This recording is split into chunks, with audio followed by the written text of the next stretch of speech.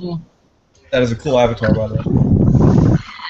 I'm only going to hang for a short while. I was actually getting ready to pack it in and go to bed when Ruben sent me the invite. So. Did any of you guys watch Game of Thrones last night? Oh yeah. What'd you think? I don't have cable. What, Loretto? I don't have cable. Oh. Basically, my options are what I can watch on Netflix or what I can watch on dodgy, illegal websites and risk getting a virus in my computer. Yeah. Oh, that's cool. You guys are both book readers. I love the books. Yeah, I'm jonesing for the next one, but I think I'm on the fence whether I should wait till the series finishes that season before I read the book. In some ways, I kind of like regret knowing everything that's going to happen, and assuming they don't deviate, too much. But do you want to be surprised in the book or surprised in the show? It's a big social event, like anywhere Yeah. from a half dozen to a dozen and a half buddies will come over and watch it. So in that respect, it's kind of cool to see it with them for the first time. Yeah. Instead of them all like giving me evil eye for like shh, don't say anything. Yeah, exactly. None of them have read the book, so. I'm surprised they introduced that scene with Bran that was from Dance with Dragons, the latest book. Yeah, it's been a couple years since I've read them. I need to go back. Yes, Well, I'll just give you a hint. Together. The scene with the big tree with Bran. Yeah, and then I don't recall Jojen dying either. I don't remember that. No, he did. Yep. But not in that scene. Not this early in the season. No, because that whole segment was actually from the latest book. Okay, that makes sense then. Gotcha. Yeah, and I'm a little disappointed they left off the conversation between Jamie and his brother about what happened with his wife. Oh, with Taisha, yeah. Yeah. That would have been a great scene for the actor of Tyrion. I guess we have to make sure nobody here has any, hasn't seen it yet. I don't want to spoil anything for anybody. Yeah. But yeah, I thought. Hey, I can hear you this time, but I'm on my computer. Yeah, the cell phones don't seem to hear me. I don't know why that is. It's really strange. It was you and one other person too. I can't remember who the other one was, but Eric? It may have been. I can't recall. When I pulled up the YouTube replay of the video, though, it's like I could hear everybody there. So it just had to be something with the mobile client that just wasn't doing very well. It's not the mobile client. It's something weird about Hangouts altogether. I wouldn't disagree. The show now is going to be, I'm assuming, like, the books A Feast for Crows takes place at the same time as A Dance with Dragons. And so I think Earth? Game of Thrones? You familiar with it? It sounds like you're throwing words together in some kind of like fantasy Dungeons and Dragons type way. Yeah, it's a show. It's a show on HBO right now, and the most popular ever. In fact, it just hit that record, and it's also a really popular fantasy book series. Okay, well, give me a life stable enough to have cable television and TV, and I will spend the money on something else. Can't blame you there. But anyway, yeah, I think the show is just going to combine the two, not split it, like the books did, which I thought was a horrible mistake. I mean, I can see supposedly the last two books are over 1,500 pages apiece. Yeah. So in that case, you could make 3 books out of it. I can see splitting it up. This person trying to outdo Sir Walter Scott. This is fiction, right? Yeah. For how long they're surprisingly focused and efficient. There's just as long as it's got really that. vast world. Sure. Let me know when I can derail. We can change the subject. Anytime, yep. Alright, Idol Smasher. What is going on with you and Bionic Dance? Wow, that's a good question. Because I think she's done like reply videos to you, and Oh, I who, may have me? been missing your replies to her and Yeah, I Sean. watched a video of hers about 2 years ago, and or his, I don't know. I've been told I don't know what to. Anyway, Bionic Dance did a video, and I mentioned something in Torah that she was wildly inaccurate about. And she said, "No, this is my channel. You're wrong," and blocked me. That's the last I ever saw of this character, and went on with my life. And yeah, apparently they've got a hard on for me. Had gone away. It's been I think three responses in about a month's time. I don't even watch them, to be honest with you. I don't bother with her, and about 90% of the people that come over to my channel because of her, I usually just will drop immediately. I don't know what the deal is, and I don't give two shits, frankly. That Bionic Dance can fall off the face of the freaking earth, as far as I'm concerned. I don't care what she has to say about me. Go for it. Say all you want, and you'll see how much I say in return. I think my silence will speak more than even that loud mouth. Well, no, I mean, it's informative to know that she's doing like kind of like commentary without a whole lot of feedback from you. Well, you won't be able to find me on her channel. I was blocked. I tried responding one day, and apparently nobody saw it or anything. I don't bother. I watched about a minute and a half of the very first response video, and I just like, dude, I don't have time for you. I really don't have time for people like that. I have better things to do than waste my time. I have different ways of going about things, but I'm usually essentially on her side, so I, chime in with support or something now and then. Are you here to? Is there something you want to talk about? Well, I'm not a big YouTube video watcher, so I thought that I might have been missing the part of the whole thread of videos and responses where you were answering her, but apparently she's just kind of like doing standalone commentary on your stuff. So I haven't made a response to her, and I have no intention of responding to her. I don't watch her videos. I don't care what she has to say. I do have. Apparently somebody came on my channel earlier and was like, "Didn't you do a response to her?" I'm like, "No. Why would I waste my time, man? I don't want to hear how much somebody hates me. Fuck that." I do have a random other announcement. Today is 16th June, the 2nd anniversary of my orchiectomy surgery. So that's supposed to be a happy occasion, although, well, the circumstances are otherwise. But anyway.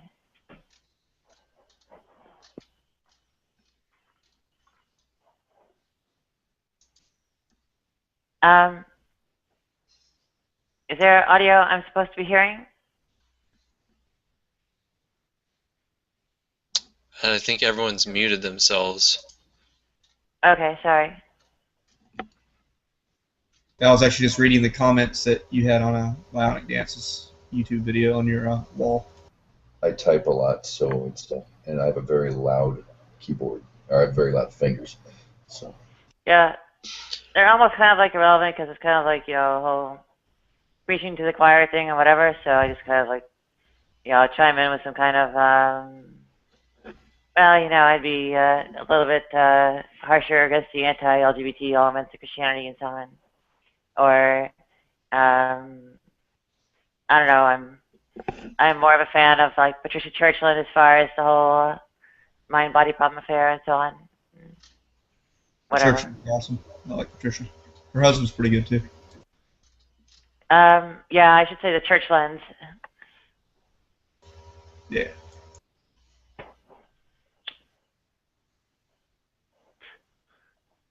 If I really had idols, I would say she's my new idol.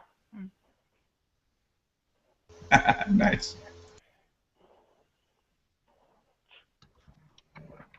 What's going on, everybody? Hey. Patricia Churchlight and her husband. Bionic dance too. Hi, John. What's going on, James?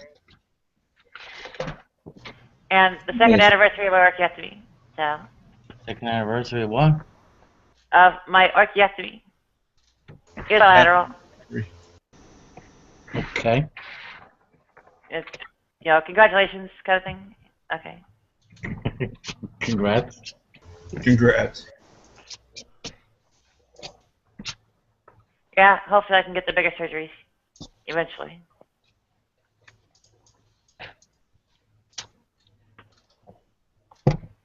James, I just want to say we were in the room with remember yesterday? Yeah. Yeah, and I know you because Bob came in and you just like I had to go. I was like crying baby in the background, and just I had to go. I was just really just stopping in because I saw you invited me right when I made that post. Like I can't go late nights. Yeah. Okay. Yeah. No, Rob wouldn't be in. I didn't hear. No, I didn't mean to. Oh no, I didn't. No. I didn't block. Yeah, it just seemed I thought you like because No. didn't want. I really, when I said like tonight, even I don't know how long I can last on here, but no, I didn't. And next time I say that, I'll say something. That's not. I didn't mean it like that. Okay. Apologies. Big time. Yeah.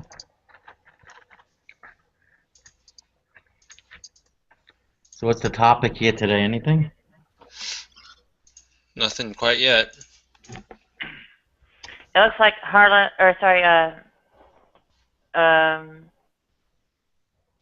what is it? The Community Health Network is doing some kind of trans parade or demonstration or something in New York, and Obama is going to do a quote-unquote ENDA executive order, basically saying the provisions of what people want for the ENDA are supposed to apply to federal contractors.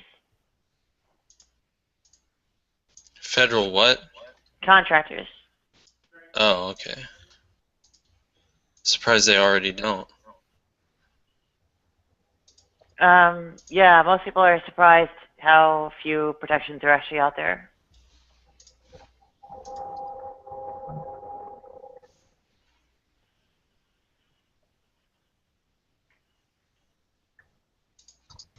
I got a question. Can I do like anybody here? Anybody old? Besides maybe John, who's might be remember the movie Soul Man. Call me old? Soul Man? I remember Soul Man. You're not. I know you're not. The Blues Brothers? The Soul Man's the name of it. Yeah, I remember it. Guy darkens. Oh, right on. Guy darkens his skin so he can get into a black college. I just wonder if we can have special protections. Oh, okay. The movie. Yes. If I go black, Now, can I get special? Can I get? Yeah, maybe I should go black. I'm considering it. Haha. What was he? He was trying to get a grant or something like that. Was that it to get in for free? Yeah, and he took I think it was iodine or something like that, and it made his skin brown. Mm-hmm. And yeah, he was able to get into college. John's I forgot the guy's name. Is Pony Boy Curtis from The Outsiders. I forgot the guy's name. I'm not big on actors' names. Remember actors' names. Just finished watching. I remember the big early 80s think about affirmative action and so on, where, I don't know, at some point people sort of took it seriously as a possible legislative measure, and it was kind of like one of the, various things in the popular media that came out to gun it down. Although I think it was a little bit late to the party. I think it was kind of like after the fact that it actually came out.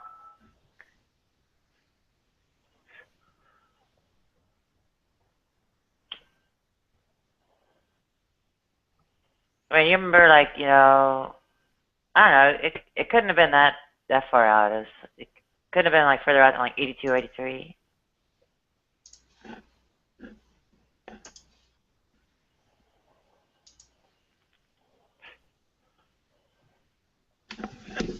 At least I thought it was like being kicked around as potential legislation.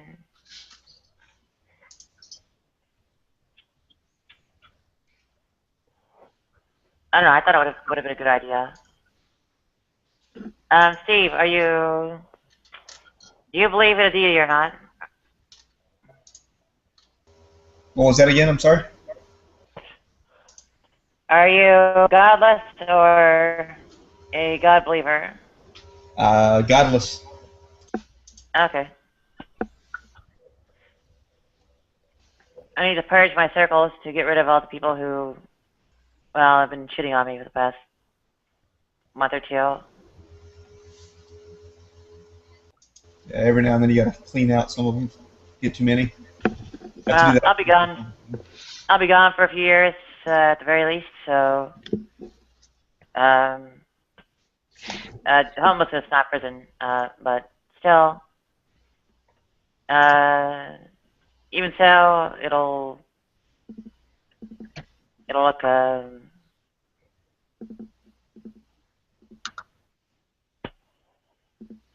I don't know. It'll probably be more like just aging people out or something like that. Probably a lot of people will disappear. It'd be cool if there was a way to see how often people interact with you, and then just eliminate the bottom 50% every quarter or two.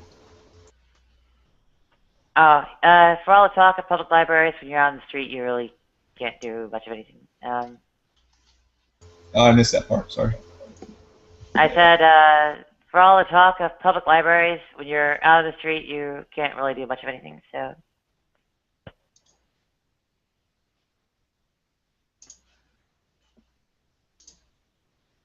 I mean, it takes legs up and helping hands all the way.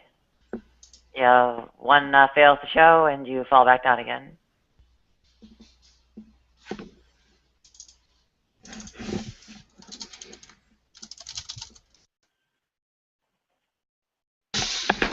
And if you don't believe that, you are pretty much,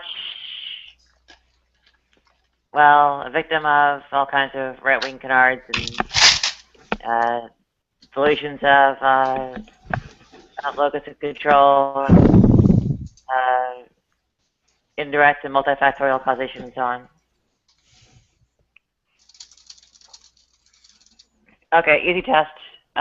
What does your attitude have to do with an outcome?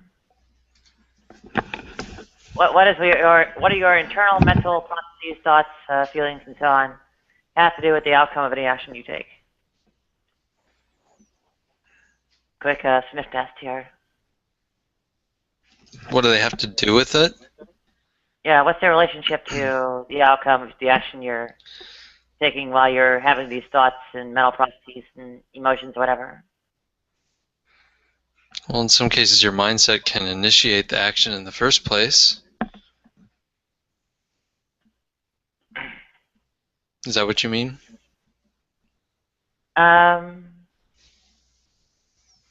Well, is that all you really say the relationship is, or?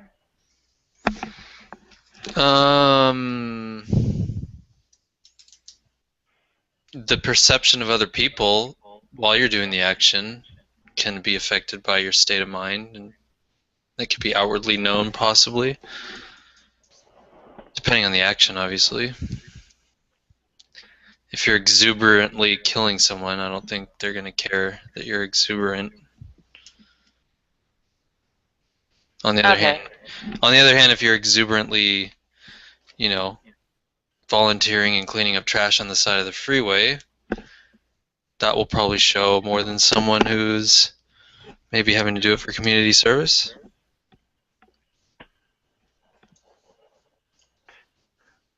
Okay, so you're kind of splitting the difference. And anyway, yeah, the usual answer is that these are epiphenomenal and essentially have no bearing whatsoever. And in the meantime, what else? Yeah, the whole right-wing thing is usually coupled with this whole positive thinking garbage that basically you essentially con yourself into believing whatever kind of outcome is going to happen, and somehow that translates to reality with magical thinking and mysticism and religion and so on. So, Yeah, that's like that's the whole New Thought movement, right? Like the secret type of stuff. I don't know if they're even necessarily part of that. Is that Joel Osteen or somebody? I forget who. But No, I regardless, forget who it was, but basically, you can manifest any thoughts in reality if you want it bad enough and have the right attitude toward that outcome. yeah. So that's that kind of basic thing. Although I think the association with the particular people advancing it now is not particularly required. I think it's been around longer, and the latest con man to go around, shouting that line in public is, clearly not the originator. So in any event, that's kind of a big deal. It turns into a lot of blame the victim sort of thing. If it didn't work, then, well, you weren't thinking the right things, didn't have enough will to power or a positive enough attitude or whatever it was, so it's your fault. Yeah, it seems. Your outcome was bad and so on. You couldn't fend off the rapist because you were not having a positive enough attitude that you could, in fact, physically overpower them, and so on. Yeah, that kind of thinking seems totally absurd to me. Well, it's more than absurd. It's rather deleterious. That too. Part it's about initiating action and provoking others' responses. Well, it gets a little bit of a breakdown because you get context where emotional performances are being judged, and you can simply put on an act whenever you need to. There are contexts where if you actually need to take some kind of action, there will be rational ways at arriving at that, independent of any kind of emotional state. You have Nash equilibria, von Neumann, Morgenstern, and so on, that don't require positive, negative, or any particular attitude. You crunch numbers, you get your answer, you follow the answer you get to guide your decision. And you have the accusation is essentially that of your action being prevented by all that is that you are effectively not rational enough to do anything but just follow your random emotional whim. You feel a little bit, foggy, groggy, and not enough caffeine one day. Guess what? You are going to make horrific decisions according to this theory, where in reality you find people have ways of coping with their cognitive and so on limits and directing their efforts to carry out judgments in relatively decent manners. Yeah, it's far from straightforward, but I do think there's something to be said for having and cultivating, if you can, a positive attitude, and or just kind of a say self-motivating attitude. Because, I mean, I can easily see where if you just have a very negative, as in irrationally negative, attitude, and you're not willing to try different things or risk anything, then you could, be limiting you could be kind of harming your own path to whatever goals you want, On the other hand, if you have kind of a more positive outlook, I think you'll be more willing to try things, go out of your way for reaching your goals, stuff like that. But I don't think there's any kind of magical, like, interaction with the universe around us that somehow manifests our desires in reality or anything like that. Yeah, I would say, again, otherwise, and in fact, the positive attitude leads to, inappropriate, excessive, and so on risks, leads to, well, frankly, ignoring or dismissing problems that are, in fact, in play and need to be addressed. It leads to, well, frankly, just the denial of one's actual motivating forces. You, every bit as much as you have to bring yourself more, I guess, well-being, fulfillment, and joy, you also are under quite some mandate to alleviate suffering and prevent harm. So you, without the view of, well, that quote-unquote dark side, you, well, don't bother alleviating your suffering. You simply dismiss it and grin through it, and you, well, ignore all the threats of harm instead of counteracting them. Yeah, but I don't think it's, like I said, I don't think it's such a stark cutoff between, well, if you have a positive attitude, you're therefore completely disregarding risks and ignoring your, did you drop? I think she dropped. Anyway, ignoring your things you're unhappy about.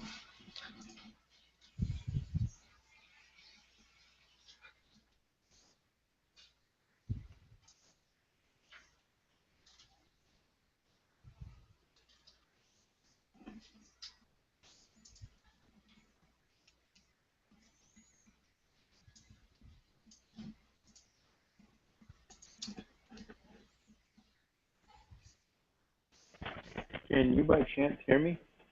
Yep. Does it sound all right? You're a little quiet, but I can hear you. Okay. That's a lot better. I'm testing out a different mic here and setup. I'm going to have to rejoin because my screen's freezed up a little bit here. Oh, okay. So I'll be back in just a moment. Boy, maybe it's unfrozen.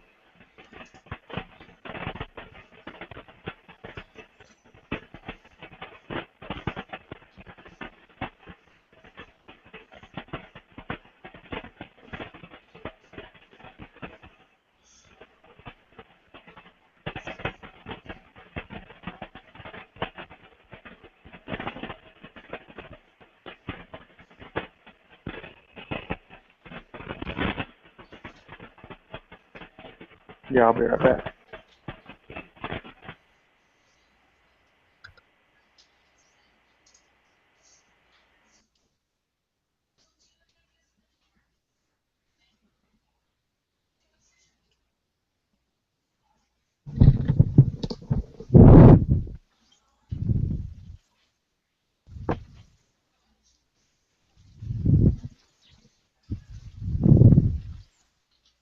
What are we talking about? I don't know. Naughty and I were talking about how your mental attitude could affect outcomes of your actions, but then she dropped, so that's the end of that until she comes back.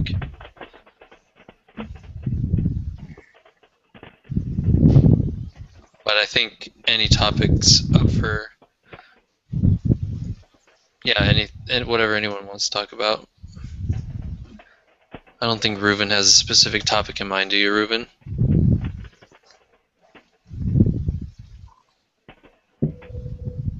Yeah.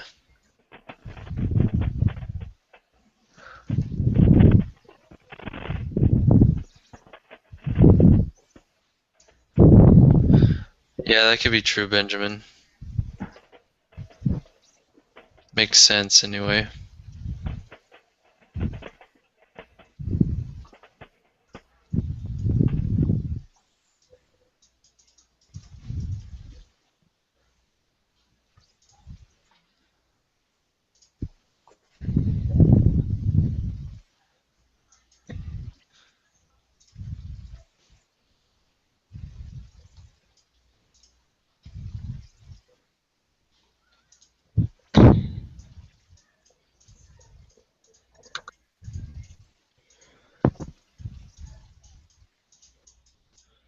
Do y'all know much about eunuchs?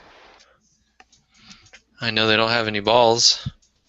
Like, more like eunuchs who keep their balls maybe and decide to take testosterone blockers and that's it. Oh, no, I don't know that much about him. Okay, because it's interesting. I've never heard anything like this before, but I thought it would maybe be worth bringing up. But my best friend recently decided to get put on T blockers.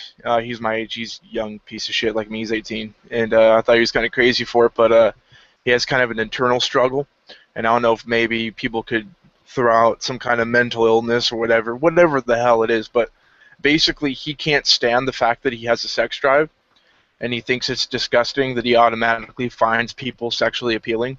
So he's trying to erase that part of him. And T blockers have successfully done that for him. He doesn't have any kind of sex drive, and yeah, now he's been buying them under the table or some shit, and he had to stop doing that until he gets a prescription. And in the meantime, the effects of not being on the testosterone blockers, the withdrawals, are going to make him physically sick for several months. But the whole thing behind that, the idea that the self-hatred behind having a sex drive has been the most peculiar fucking thing that I've ever heard in my life, and I don't know if anyone else can relate or has heard of something like that, but it's definitely strange to me. Well, with all the talk that, penis and vagina sex is technically rape, I'm amazed that more people aren't thinking this.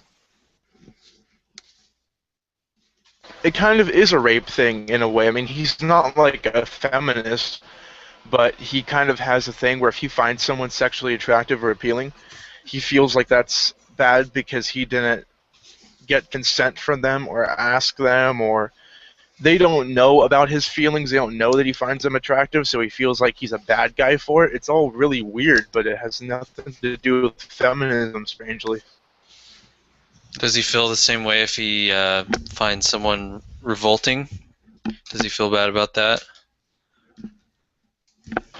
No, actually, he doesn't. And I think where that comes from is he's a guy that has always felt very down on himself anytime he's had a positive anything. He's a guy who has depression, and it kind of, I don't know, longboards him into his activism.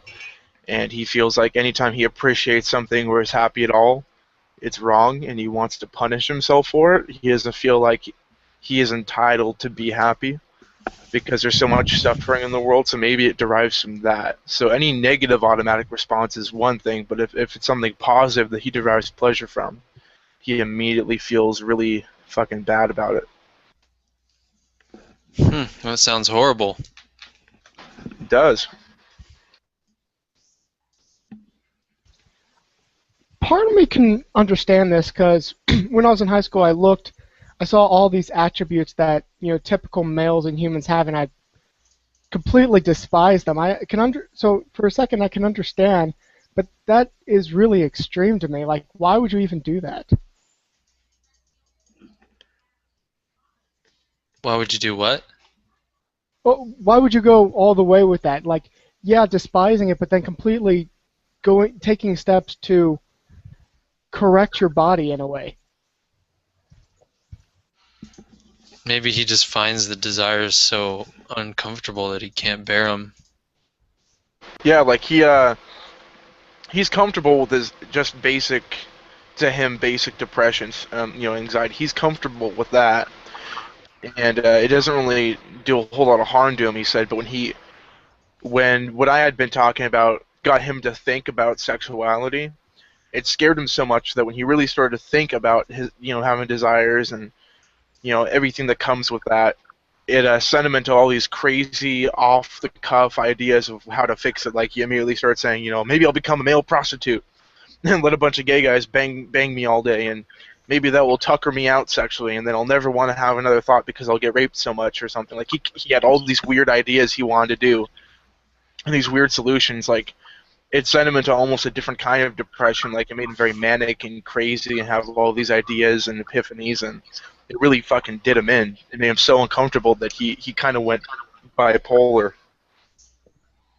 Sounds like he might have some kind of mental disorder or something, psychological disorder. Right, and when he was on medication when he was younger, it kind of corrected him instead of making him, as opposed to making him from depressed to happy, it made him kind of depressed to null. Like it took away the depression, but he had an emptiness kind of feeling because it wasn't just going to make him happy. So he ended up not taking those medications because he said he'd rather feel depressed than feel nothing. So he definitely has a few disorders going on. He's always been very antisocial and such. And he's had a fairly normal upbringing, no traumas and weird shit. Well, sometimes it can just be something that happened during development when he was in the womb still, and his brain chemistry could have gotten, knocked out of normal balance, I think so, and he's very level-headed. So he's able to understand that kind of stuff without getting too bent out of shape because he was born, I think, 2 weeks early or so, and it caused him to have a part of his brain does not recognize his legs as a function. So his legs are fine, but his brain doesn't know that he has legs, so he's always been crippled because of it. So definitely being born kind of early fucked him up with that. And he's always been very. So he can't walk? He can't walk. Well, that would add its own other layer of, depression, possibly. Right. Yeah, that's what I was always saying to him, but he tries to kind of throw it out and say, oh, no, I'm not depressed, I can't walk. The only thing that pisses me off about that is when people give me sympathy that I can't walk, and I'm like, okay. Because, again, he doesn't want any sympathy. He doesn't want people to feel bad for him. He wants to kind of see himself as a piece of shit automatically.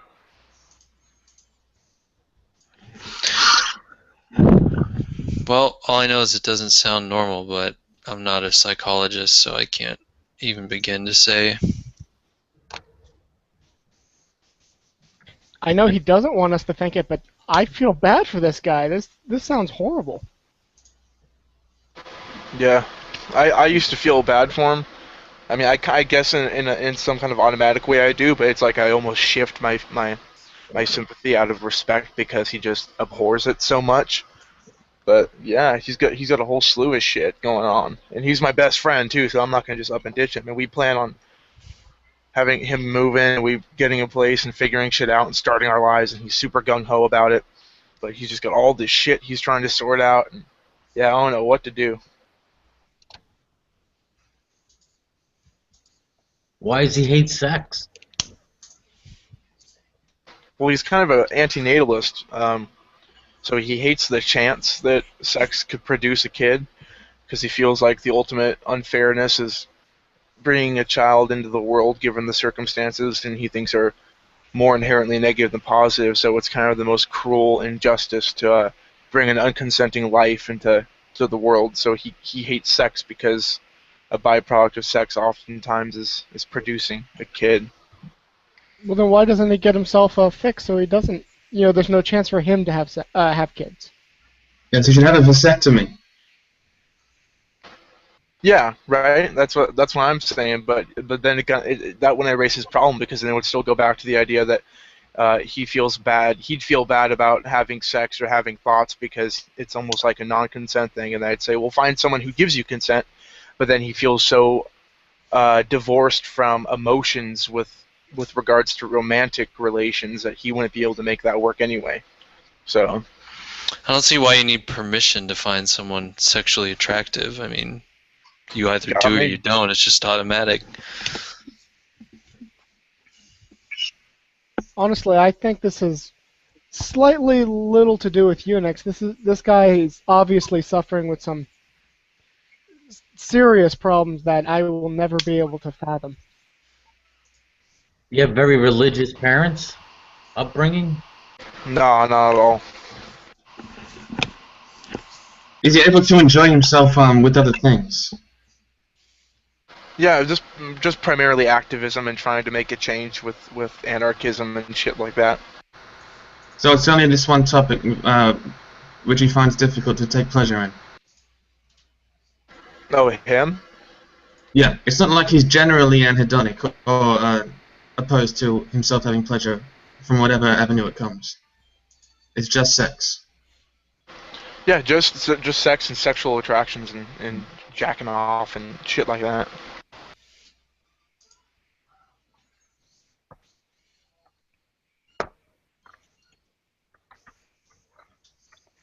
Is he? Yeah, it's quite the case. I haven't been able to, Google food, talk to people. Like, I can't find anything that could match up to whatever's going on. Nothing. So I'm stumped. Has he ever talked to anybody about it? I mean, like a professional. Oh yeah, he's talked to a lot of people about it, but we're not a lot, a few, and they just kind of try to pinpoint it to, oh, you have depression or you're bipolar. They kind of he feels, and I somewhat agree that that's kind of taking the easy way out. I think maybe that might be something to that, but there's a lot more going on than just slapping depression on him. So he hasn't been able to figure out. No one has. Has he seen a sexual disorder specialist? That might be He has more- not, actually. Yeah, that's why I would kind of go in that direction. That seems promising.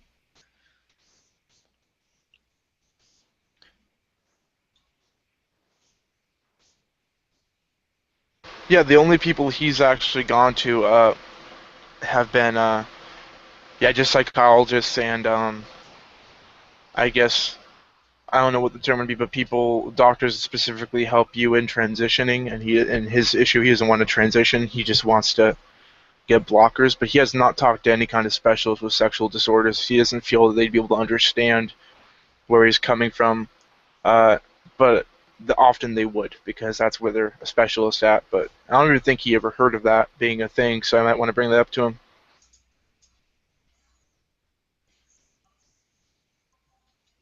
I don't think he was aware that specialists in sexual disorders existed. Yeah, there are tons of subspecialties in psychology. Just like in any field of medicine.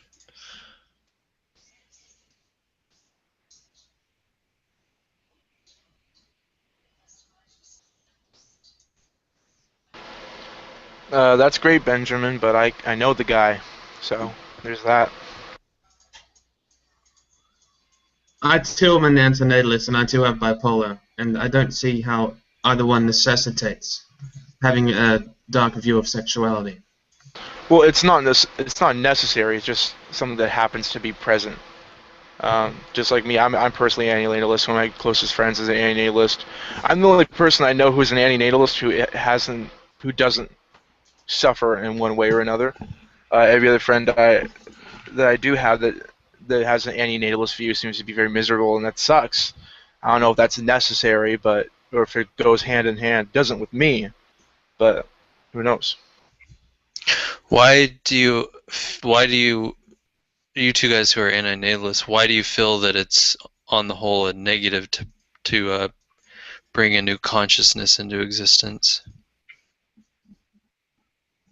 Because procreation inevitably leads to whoever is born experiencing suffering in some amount. That's true. It's inevitable. Yeah, that's true, but... And it can very easily be prevented by simply not bringing that person into being. So, now that you've been alive and conscious, if you could go back, would you wish you were never born? If I was, then I'd have to say yes. So yes. Okay, what about Brandino? Not conceiving is totally different though from opting out of life while you have life. Well, Well, if even there's if no value to it, then it shouldn't be that hard to opt out of it, even while you have it. well, suppose my answer would be no, that I wouldn't rather not be born. I don't think that would defeat the argument itself, because now that I have experienced life, there's obviously that need to sustain life. You know, that's inevitable. But for me specifically, yeah, I wouldn't go back and have anything be different, because I feel like the pleasures of my life, contingent upon my mindset, especially with regards to life, are completely outweigh the negative. And I have I have a little niece and a little sister. They're both 2 years old, and I love them to death. And I want to do everything I can to make sure they do have a positive upbringing and that they have more joy and happiness in their life than anything negative, right? And I want to nurture that, and I appreciate that. But me personally, I wouldn't want to be the guy to bring or to help bring another life. Um, I'm not down the dumps about like my sister having a kid or something, but me as a personal choice, I don't think it would be um, a good thing if I were to do it. Well, that's fair. Does your nieces and nephew enrich your life? They do very much. They saved me from a very bad past of drug abuse, and they've given me a lot of hope, and I love them to death. They changed everything for me. So if you weren't born, you would never have that experience. Right, and that's why I said that I would rather that I have been born. I totally disagree with the idea of rather have not been born. I'm happy that I specifically was born. But if he was never born, he would never have been able to be deprived of anything, so the problem would never have arisen. Yeah, that is true. But still, I mean, being alive in the moment, you're still experiencing possibly suffering, but also possibly joy and satisfaction and wonder and all kinds of positive experiences. So even though they might not have any meaning in the alternative that you were never born in the first place, or even that you may not have any notion of them when you're dead, I mean, you're still there in the moment to experience them, at least. Yeah. Okay, well, Experience the non-experience. first off, I have to scream bloody murder against all this subjective inner experience. Second off, I have to scream bloody murder against the, I guess, presence of some kind of stream of sensory data being somehow innately better than its potential absence. I dare say the quality of it is what determines whether it is itself good or bad. Yeah, of course. You can't have unpleasant enough experiences, or what more accurately called sense data, than having none at all. I mean, you need I point to the usual starving African children used in the anti-answered prayer, just memes or whatever. Yeah, but if you're saying that the having a stream of consciousness can't be compared or can't really be relevant in the case of none, well, we're all going to be in that point again eventually anyway, where possibly we won't have any notion of having lived at all. So even if it's full of suffering, it's not going to matter in the same way that never having had it in the first place would be the same. Well, the very fact of it being suffering is what makes it so horrific and something to, do something to get rid of. If you can't get rid of the things that are influencing the sense data to make it suffering, then you have the responsibility and the person who's afflicted the right to opt to end the stream of sense data altogether. Yeah, to euthanasia, etc. Yeah, I'm fine with that. But I think the quality and content of the sense data is obviously important. It's not important, it's everything. Yeah, you could say it's everything, yeah. I mean, if you were somehow if we were somehow all born into a world of maximal suffering, endlessly nonstop, obviously no one would want that. On the Do other you believe hand, sorry. you believe some amount of positive experience can outweigh some amount of negative experience? Not necessarily outweigh, but I think it's good in its own. Compensate for? Yeah, so if Yeah, you I think have, so. one little, whatever in the candy store moment, an entire lifetime of, screaming intense agony is somehow justified to inflict upon this person. I dare say otherwise. No, I think that the balance has to be right. Like the example you gave is, I would say, a net negative. I personally, through my life, I've had nothing but negative experiences. People would say a lot of childhood traumas and a poor upbringing, etc., etc. But I can say that the effect that they had on me, all the negative shit, the shit that would constitute the argument for antinatalism, was so null compared to the few good experiences. Where the negative experiences were plenty, the effect that they had on me wasn't as severe as the good experiences were. What I mean by that is people would look at me and they'd look at my life and I explain my story and all the shit I went through, and they didn't know how I could be the person I am as a result of it. And my whole thing, at least just specific to me, was I have a very get the fuck over it attitude. That's just how I've always been. I've never really strong-armed the effects of everything I've went through, and the few positive things have just completely, yes, have outweighed the negative for me. So where negative could be score 1,000 and positive score 20, that still it completely outweighs the negative for me, because the positive experiences have been so much more powerful than the negative ones. Yes. If we're bringing about the antinatalism, the earlier mentioned second anniversary of my orchiectomy surgery might be notable.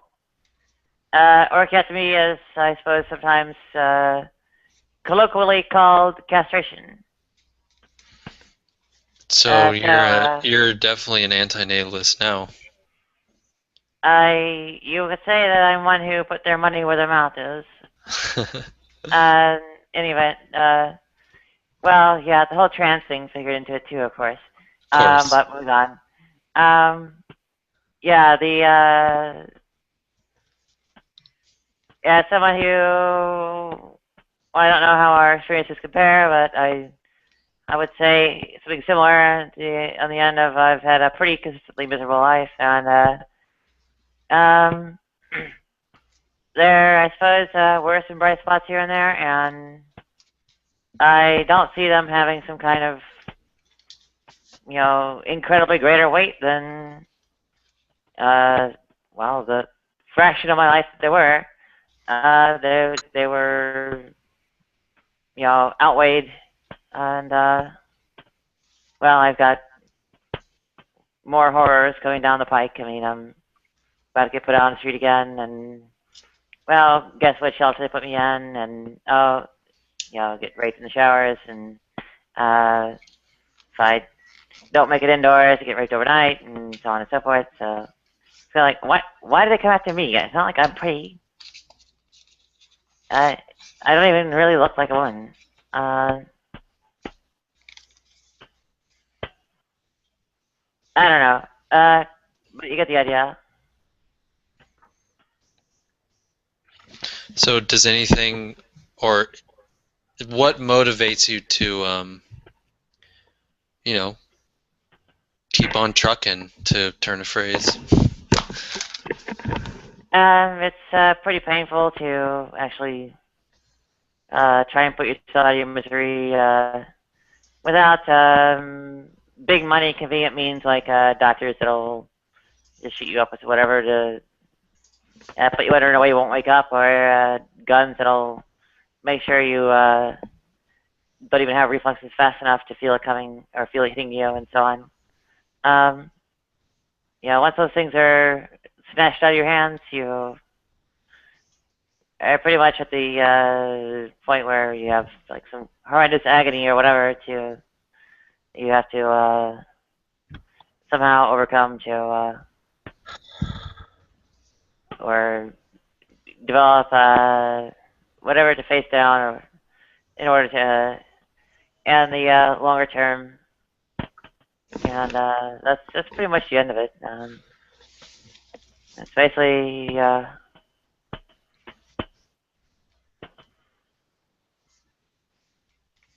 yeah, a lot of pain now to save you even more pain later. But you can't really get over the hump to make it through that. A lot of pain now to save you that pain later.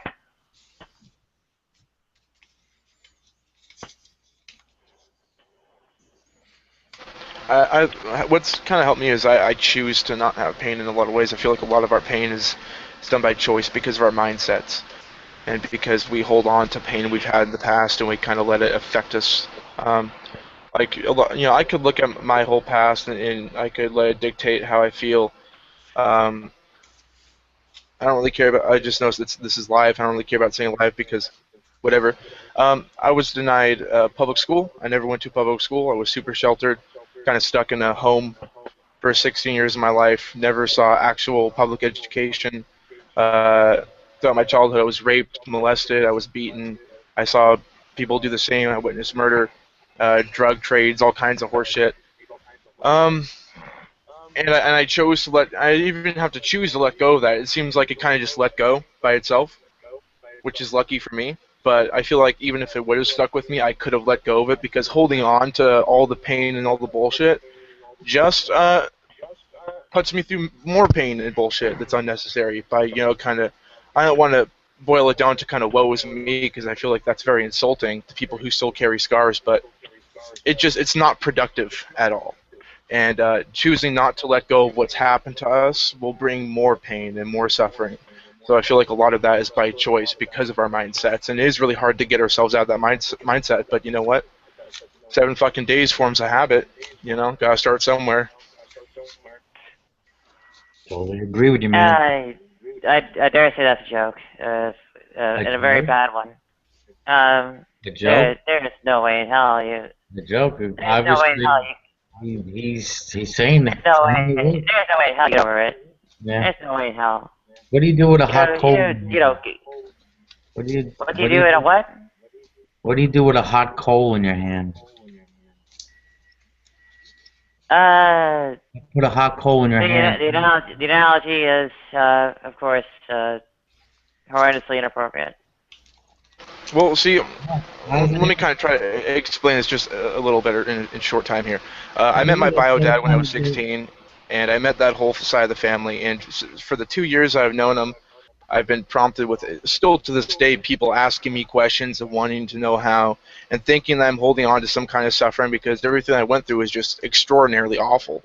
And people thinking that there's still a lot of pain involved and somehow I haven't let go because it just seems so impossible to let go of what I've apparently let go of. It's impossible. People still pick at me 2 years later to this day because of it, and I still come to the same answer. Which is, I never cared. I never seemed to care as much. Like, I have a sibling who went through some of what I went through, and they held on to it until they were 20 years old.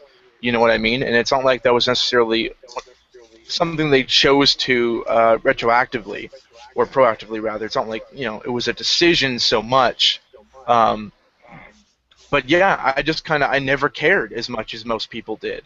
And the things I could let go of, I did, and it came kind of easy for me. And there could be someone who goes through one trauma that seems minimal to a person, and they hold on to it forever. And then there are other people who went through all kinds of shit like myself, and it never really stuck with them. So I can't say necessarily that it's choice, because I never consciously chose to let go of most of the awful shit. It was more so nihilistic. I never cared to begin with, but the things I did let go, to me, seem very minimal. That's my story, and I'm sticking to it, I guess.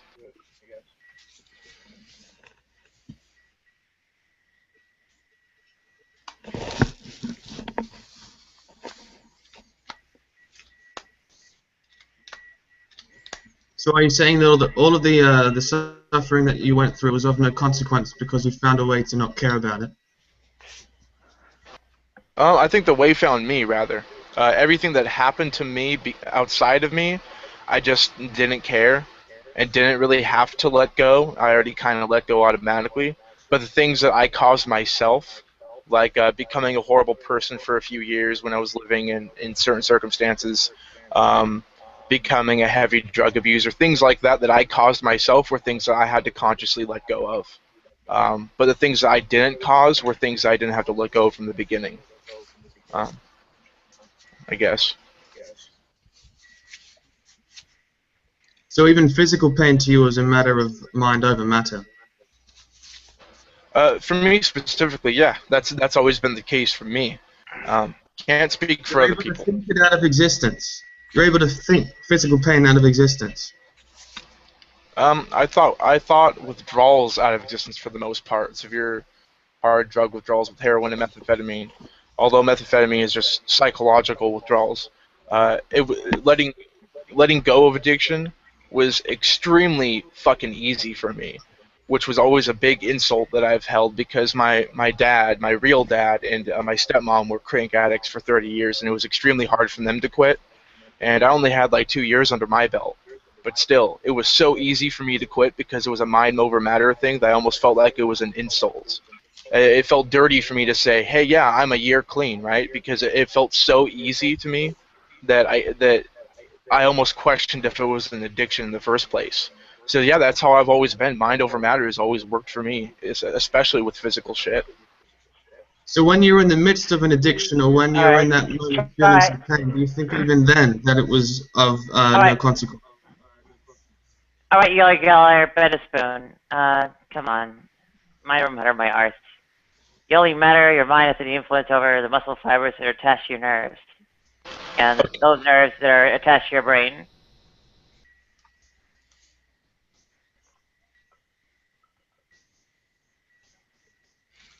I think he's just from what I heard, he was describing more of like mind over mind. Like he was making a conscious effort, or well, not even that. You said it happened to you kind of automatically. You didn't even have to take any action on your part. You just kind of didn't care about the tragic things that happened to you. Oh, sure, but we're talking right now about specifically like the drug withdrawals and stuff, which can be seen as very painful. And I know Nadia, Nadia just kind of throws it out the window as a mind over whatever. That's ridiculous. And I want to stress that I'm not saying this is for anybody else and that I expect this out of anybody else. I understand that I am a very peculiar case, and that this only applies to me specifically. And I wouldn't be as insulting to tell that to somebody else, mind over matter, because I don't think that's something I could say for anybody. That's only something that applies to me and that's personal to me, and it's worked for me. And if you believe it, that's great. If you don't, that's great. But yeah, like I said, I'm a very peculiar case. I can't say this would work for anybody else, and I can't encourage someone to get the fuck over it, because that would be very fucked up. But for me, it worked to get the fuck over it. So if someone was having a hot iron pressed into their hand, do you think you'd be able to assuage them by trying to reassure them that though the suffering they experience now is painful, it will be over soon, and that should make it okay? No, that's ridiculous, and that's not a counter argument, because I'm not talking about something like that for somebody else, and I'm not saying that that's equal to drug addiction. I'm saying specifically to me, not anybody else. Not saying for anybody else to get the fuck over it. Not saying for anybody else to comfort someone. I'm not saying that I could go to Nadia, who's holding an iron against her face, and say, "Oh, just don't think about it. Mind over matter." I'm not saying that for anybody. I'm saying with my personal experiences with things that should be automatically physically agonizing, they weren't for me. Now maybe an iron would be different. I'm pretty sure it fucking would be. But for drug withdrawals, wasn't. Just wasn't the case. Aren't some like Buddhist monks able to achieve something similar to that? I mean, the guy lighting himself on fire with gasoline and not moving a muscle. People like submerging themselves in absolutely frigid ice water for hours at a time. Kwang Duck. Yeah. I think it's possible, just extraordinarily difficult. Yeah, my sister, who's my stepsister has a profound effect on my life, is super about spiritualism and astrology and Reiki and Buddhism and shit, and she's got a very positive outlook and has been able to do some really crazy shit with quote energy work and persuading her mind to get over immense amounts of pain and shit. I don't know how she does it, but she's able to accomplish it somehow. She wanted to share that kind of shit with me, but I never got in tune with it. Like, she wanted me to hug a tree, and she was saying some kind of weird shit, and I just laughed. We were tripping on acid, and I just kind of laughed about it. But she is super in tune with it. I can't get behind this. I can't get beyond the skepticism and thinking that it's silly. So I'm not able to get in the same mindset as her. But she's dead fucking on it. Works for her. One thing that at least I observe a lot, is the apparent happiness and success of so many people who obviously suffered so extraordinarily early on in life or at some point in their life. Yet I'm not saying this is even the majority, could be a tiny minority, but obviously some people. Minority. Okay, but some people at least, and it may not even be through their own ability. Who knows? It may be something that just happens to them, like you described. But some people are able to, at least apparently, they will tell you that they were able to kind of compartmentalize that part of their life at least, and do things that they felt were positive and brought them some kind of satisfaction after that point in time. Are you talking to me? No, I'm just saying in general that I think there are people okay. like that in the world. Yeah, I talked to someone who. You can find handfuls, but Someone mentioned, I can't remember the term for it, but it's being able to disassociate from things in the past, and that's what I specifically have done, and a lot of people are able to do, is whereas they might carry things, people seem to just automatically disassociate from stuff that's happened to them, almost like it never happened. And I feel like that applies to me, because things I know have happened feels just so disconnected for me that it's almost like it's hard to believe that they did happen. So I feel like that compartmentalization is very much what that person was telling me about, being able to just disassociate, and maybe it's a defense mechanism. And I've heard a lot of times that where people have disassociated for X amount of years and tried to kind of get rid of it, and kind of push it down. Then later in life, something will happen, it will fucking trigger, and it will all come back tenfold. And I'm not sure about that. Yeah, Maybe it will happen. That would be awful, and I hope it doesn't. I don't think it will, Yeah. but So there are handfuls of celebrity success stories like this, and there's actually more than that. You can dredge up here and there some, tiny minority that is, like a fraction of a percent or whatever, and given the overall numbers, you'll be able to dredge one up probably amongst someone you know. But what you'll actually find is that you've got prisons overflowing with people who were abused earlier in life, whatever, from whose bad reactions, whatever, ended up getting them in prison. You've got people on the streets or otherwise in crappy circumstances who are this enormous silent majority who, all that scarring and whatever got them shat upon and so on later in life. And that vast, not entirely silent, but mostly silent majority is what you'll find of people who do get hurt. When every cut scars and every blow hobbles, you will find amongst the vast numbers of hobbled in some way or scarred in some way that's why they're scarred and hobbled.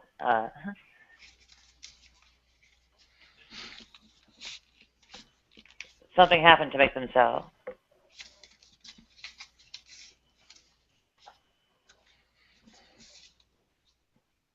Everything happens for at least one reason, and really, nothing ever happens for just one reason.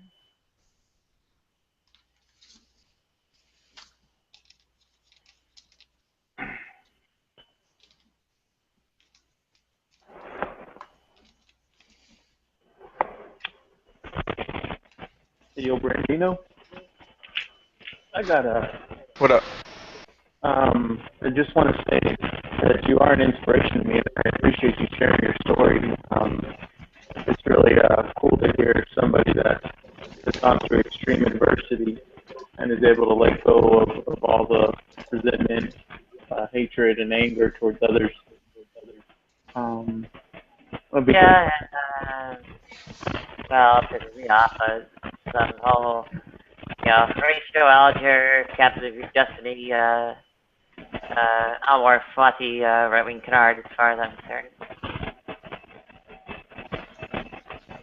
Yeah. Anyway, thanks, dude. Yeah, like I really appreciate it. Like I just try to give kind of my story, and if that helps people, that's great. I don't want to like try to throw people off or try to say that what worked for me will work for other people because I don't expect it to. But my story stands as its own, and I appreciate it. I really appreciate it. I'm happy that it's kind of giving you something.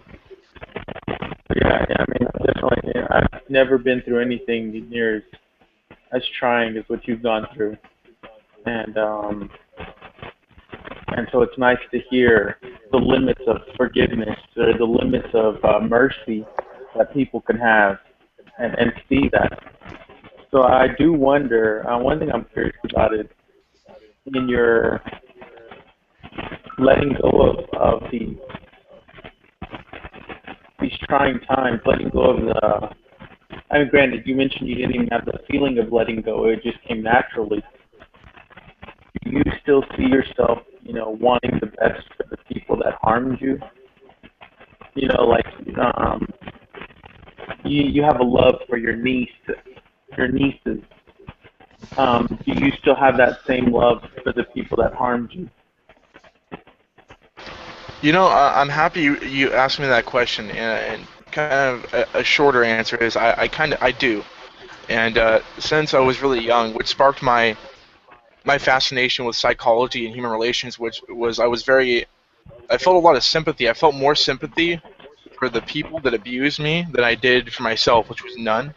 I was very curious the professional psychology behind it, and I studied a lot of stuff. I studied drugs. I studied pedophiles extensively, the circle of abuse within pedophilia and stuff like that. I felt a lot of sympathy for the abusers, thinking there had to have been something that caused it. And then I found out a lot of things, like being molested as a kid oftentimes will turn people into future abusers. And I could just feel nothing but just almost gratefulness that I dodged that bullet. You know what I mean? Because obviously the people who abused me, they were abused too. And they didn't dodge that bullet. They became that which they despised at one point. And I just felt nothing but gratefulness that I had dodged that and I didn't abuse people and go out and kind of continue the circle. But yeah, to this day, I felt a great amount of sympathy and just feeling bad and wanting to see the best thing possible for the people that did hurt me emotionally, verbally, physically.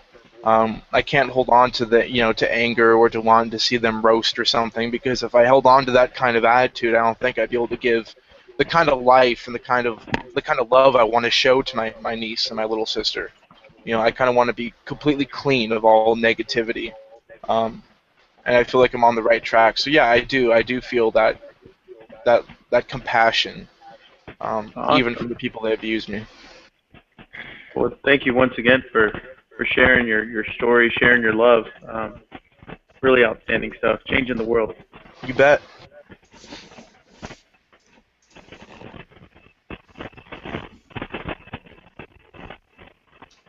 Good stuff. Good stuff.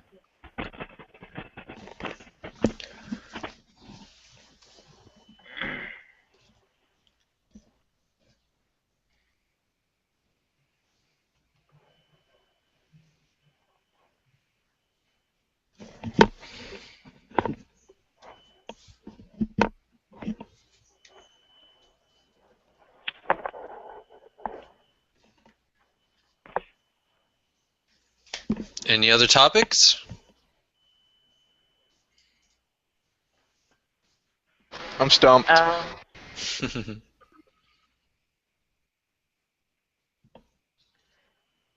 trying to think of some. I don't think I could come up with anything better than that last conversation. But we I'm could come sure up with my something different. contributions were unappreciated.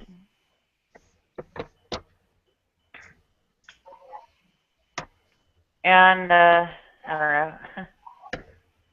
Hey, don't feel unappreciated. Your contribution to the discussion is very appreciated. I think it's important.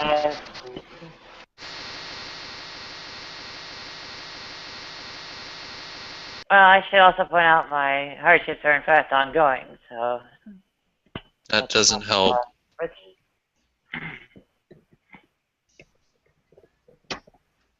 I think, everyone's got, not to say one's over the other, but everyone's got a lot of, many hardships that are ongoing, and, everyone's trying to make the best decisions to overcome those hardships and to make the best of it, and I'm sure you're doing the same thing. And all I got to say is you're doing you're on the right track, and I'm sure everything's going to go according to, the way you plan it.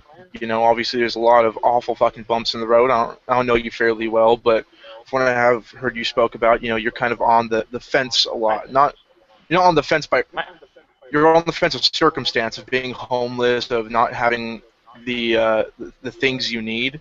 And I just, I hope you figure it out. And, because everyone's got shit they got to do. It might be hard, but you can't just was give to get up. a job. Yeah, right. I'm commending you for trying. That's the most important thing. And stuff. Well, Right. You know what? The trouble is, no job came.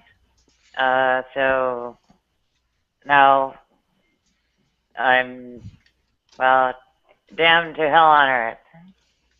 Which the Christians, who are, the only quote-unquote homeless shelters out there, have made sure will be quite a bit more hellish for me than the rest of everyone.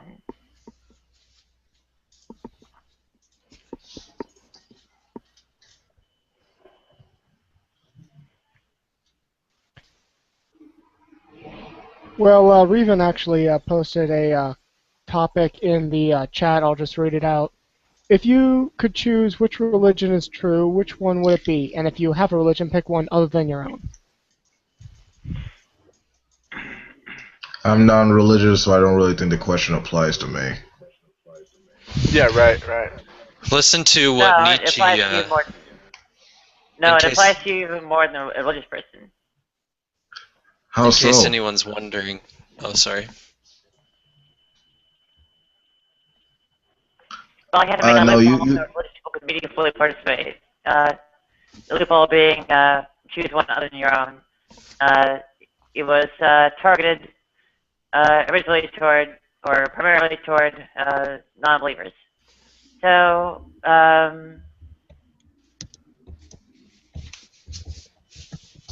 well, yeah, in my case, whichever deity will answer a prayer for death. Call me stupid, but I'm slightly confused. Are you asking which religion? Because it says if you could choose which religion is true, are you asking to choose one that would suit us, that we could make true, or one that rings more credible than all the others? If you could choose which one was real, like if I said, you know what, I like the Christian God God's now the one and only religion, and it's actually the true one, and I can prove it because I have that power now. Okay, yeah, gotcha. That's a really good question. I think I'd have to say my religion is very simple. My religion would be kindness, and patience and kindness in particular. Yeah, I couldn't pick any religion because there's things that would contradict what John just said. You know what I mean? Like that I kind of hold to those values, and I feel like every religion in its text has things that go against those values. So I feel like I can't really answer that question. I wouldn't want to choose a religion. I'm perfectly fine the way I am, I guess. For me, reality is enough. Right. For one who actually is still technically a kid at heart who loves magic, I kind of would go with something of the Native American belief system or Wicca, something with multiple spirits.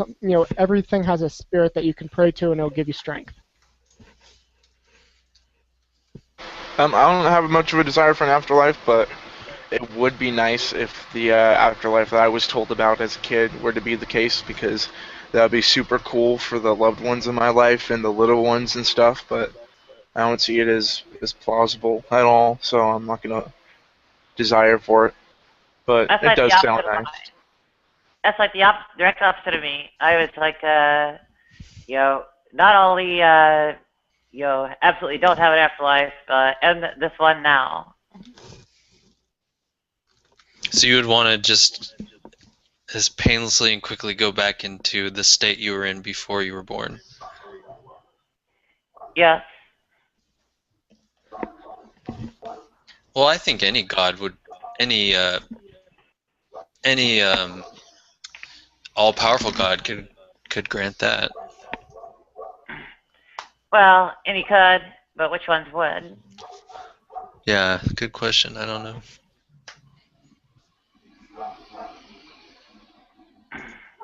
The Force. It's Okay, I supposed didn't to be think that one something counted. of occasion to celebrate, given the second anniversary of the surgery and so on. I don't know. I'm striking out on OK Cupid.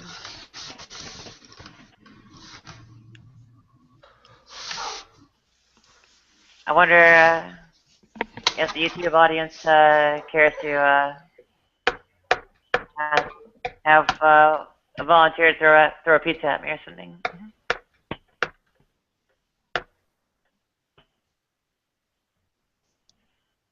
I doubt it.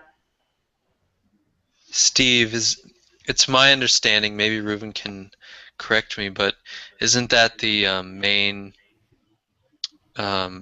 view of early Judaism?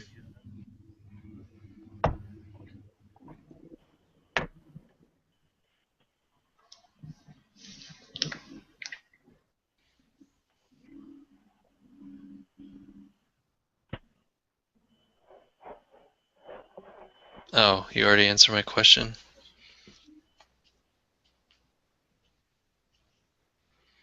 Because he's that good.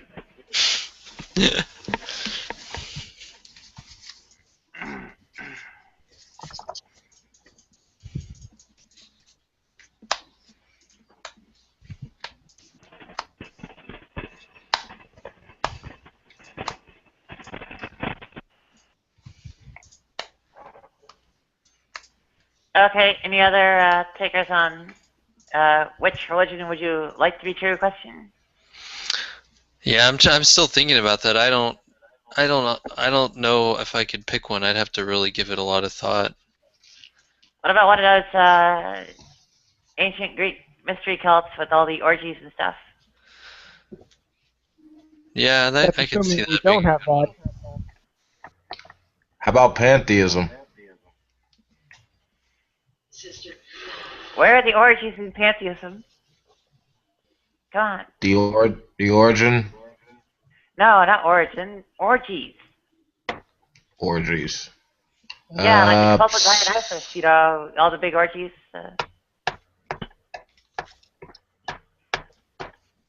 I mean, I don't know. Like that's more of a Greek thing, like I said, like you said. Well, yeah, I said Greek. I mean, what do you think I'm doing all the time? Going Greek? So, come on. I mean, I like I said, I was more attracted to like I mean, pantheism is sort of like sexed up atheism, and like the view always attracted me like through Einstein, Carl Sagan, and like. What difference would it make to you, though, if pantheism is envisioned by Einstein and etc.? I mean, would it really be effectually any different than, say, it not being true? Well, it's To not you? like I'm using. Well, to me personally, I mean, it's more of. If anything, it was really more of an expression of the beauty and awe and wonder of the universe, and recognizing the almost spiritual type of sense of saying like we are a way the cosmos can know itself. Mhm. Yeah, Yep. it's very poetic for sure, but I wonder if it's a religion more than just, maybe it's just a, it seems to me it's like kind of just an outlook. But maybe, I don't know, I guess, I mean, that's what I'm asking, like what would it mean for that religion to be true versus not true? How would those two universes look different, irrespective of the subjective outlooks of anyone living in it? Well, My I mean, question about just to answer your question before Nadia speaks, I mean, it wouldn't really make much sense to pray to the law of gravity. So, I don't think So, pantheism. I don't think pantheism is a religion as much as it's a philosophy. So, if we're gonna get into a strict level of religion, yeah, I wouldn't consider it a religion. I mean, my question about pantheism is, of course, why on earth is it meaningful to call what they're calling a deity a deity? I mean, in what sense is it personal or have any agency or anything of that it's sort? not. Yeah, and at that point, you know, what calling it a deity means what? You've essentially got yourself on, you know, the other side of the line from all these every other conventional notion of a religion where a deity is essentially you know, superhuman, super being person. yeah, that's for the traditional sense. But I wonder, yeah, it seems like it's a really good description though of that feeling that I've had. I don't have it all the time, but I've had, and probably other people have had, maybe even some of you, of just kind of being in total and utter awe, almost indescribable, indefinable awe of existence itself and the universe and nature, being in nature. I don't know, it's kind of hard to describe it. I'm doing a fumbling job, but it's definitely a real feeling I have sometimes.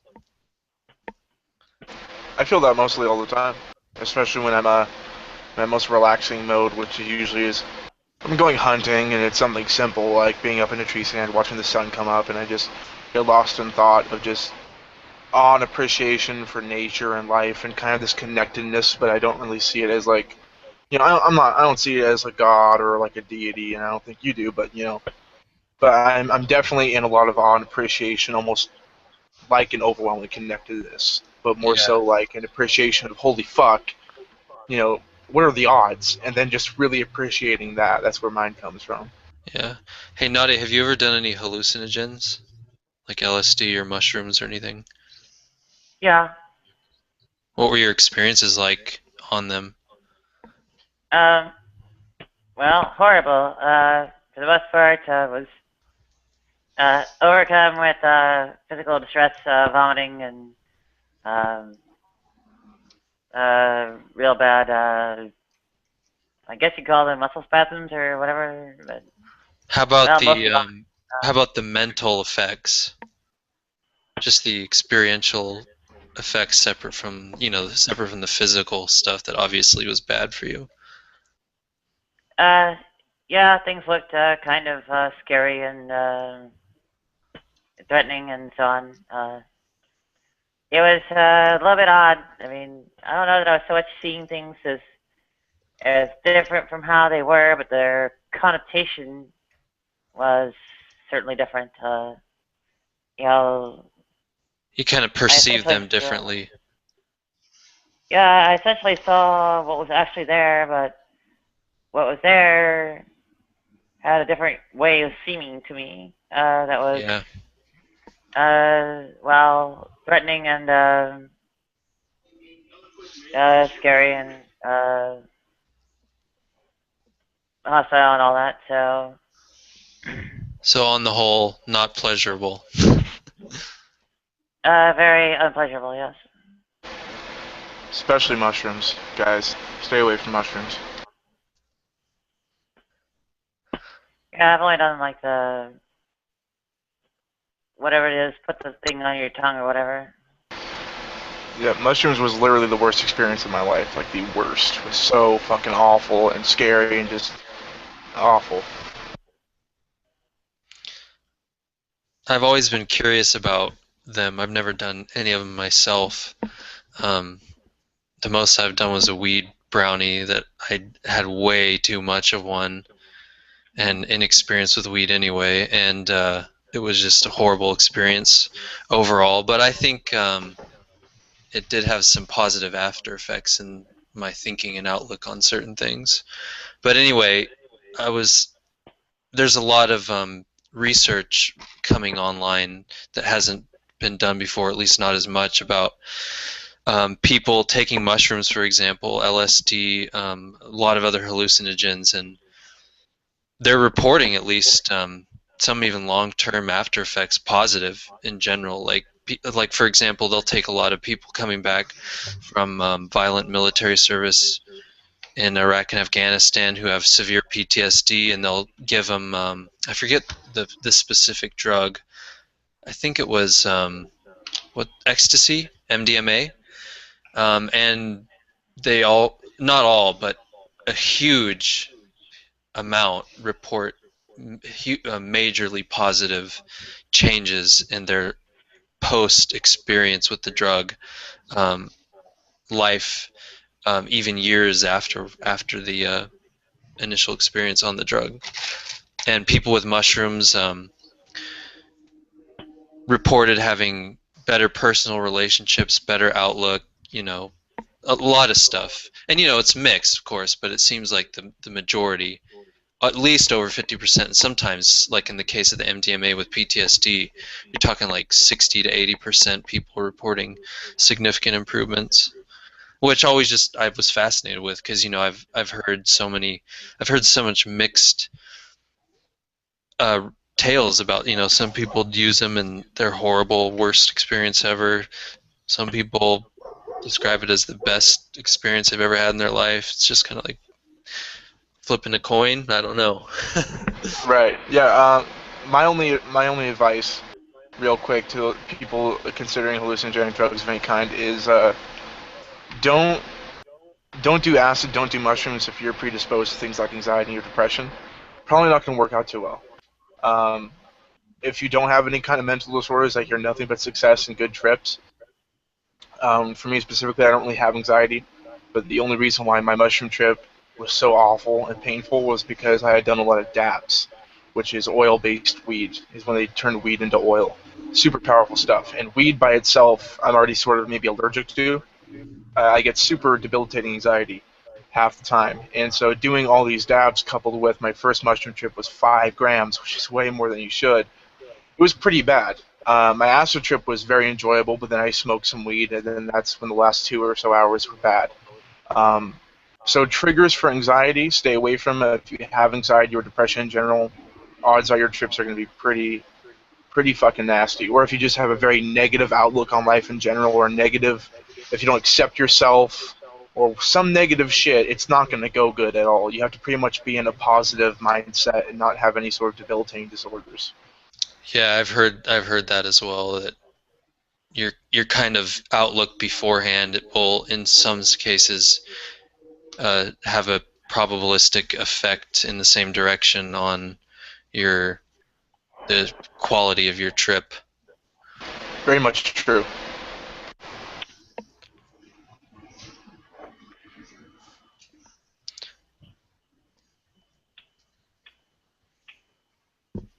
I don't know. I've had bad experiences with all street drugs I tried, really. I think whatever they cut the thing with, pretty much allergic to.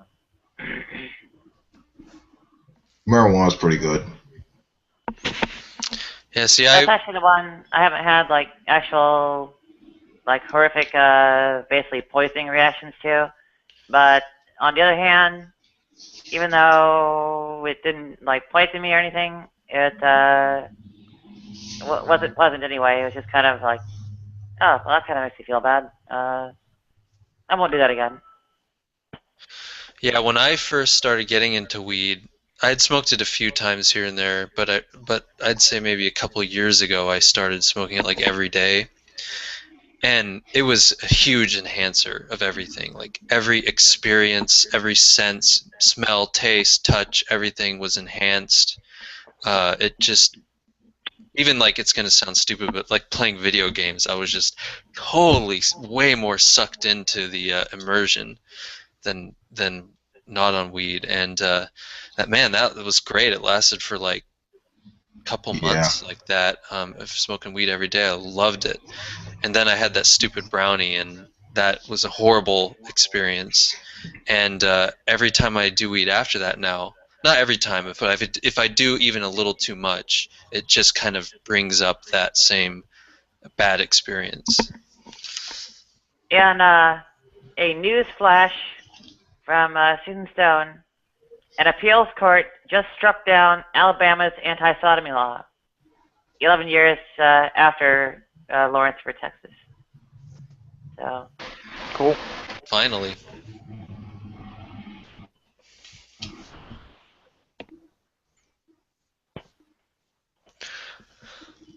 Aren't there still laws on the books in some state where anything but missionary position is technically illegal, but it's just totally unenforced? And I've heard that. I don't know if it's true. Yeah, Alabama is one of them. And apparently, as of now, well, not anymore. Yeah. I doubt set foot in the deep south. Or any red state, really. And I'm pretty much going to get beaten to death as soon as I get off the airplane or whatever. I'm so confused why these things are laws in the first place.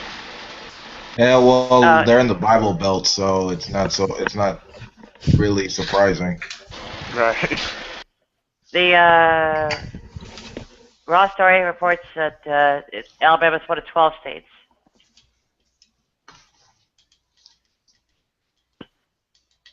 Well, 12 states before the ruling, now it's 11.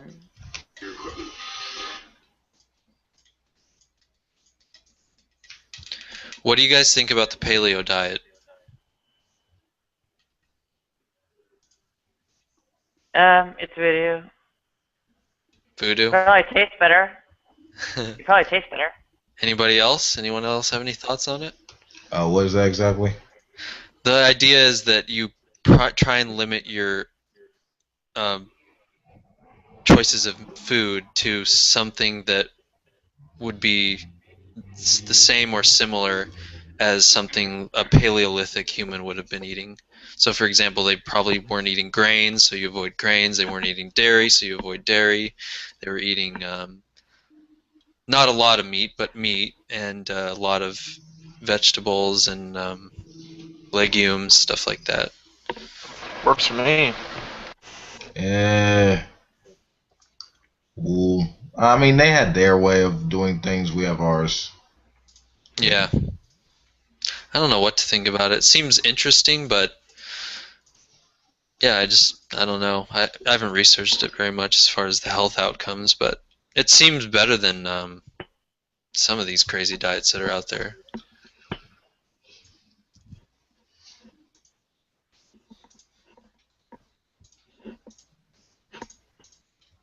I mean, it's through our intelligence that we have a good understanding of our diet. So, I mean, like it's really, as long as it like encourages like health wise, I mean, it really doesn't matter.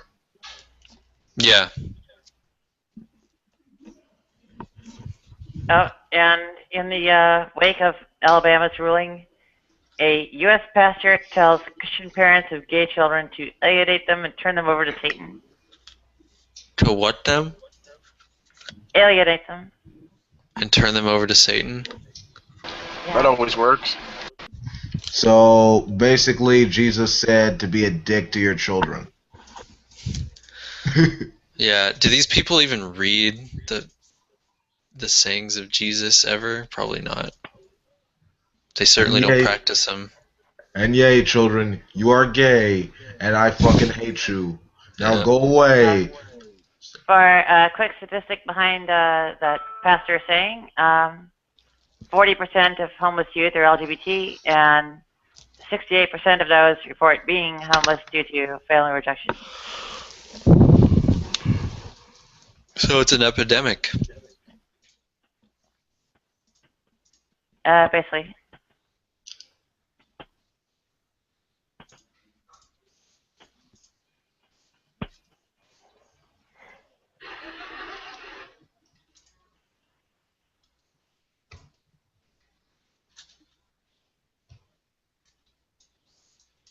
It's a sad commentary anybody would ever reject their kid for any reason like that.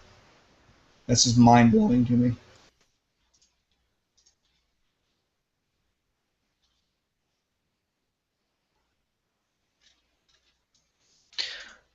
Well, it just tells you something about that person.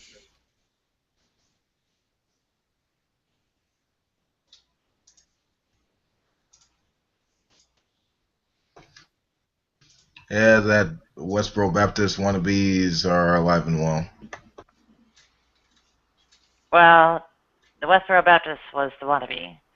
The real people are American Family Association, Family Research Council, Focus on the Family, and so on. Yeah. Did you see the senator that said it would be a Christian's duty to put homosexuals to death just recently? It would be what? It would be the Christian's duty to put homosexuals to death. Paraphrasing his, I don't have the exact verbiage that he said. In Oklahoma? Yeah. I think it was, yeah. And I'm like, what fucking century are you living in? Seriously? Yeah, I mean, this is a 21st century secular nation, so... Yeah, they're just nuts. They're just nuts.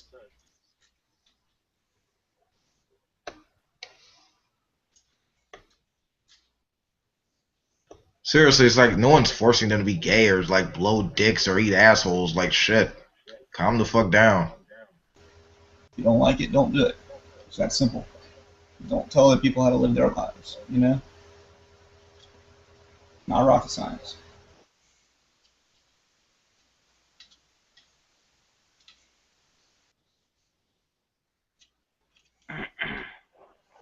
Yeah, I think they've had things to say about people like me, but I don't know. I think they aren't terribly aware of the difference. So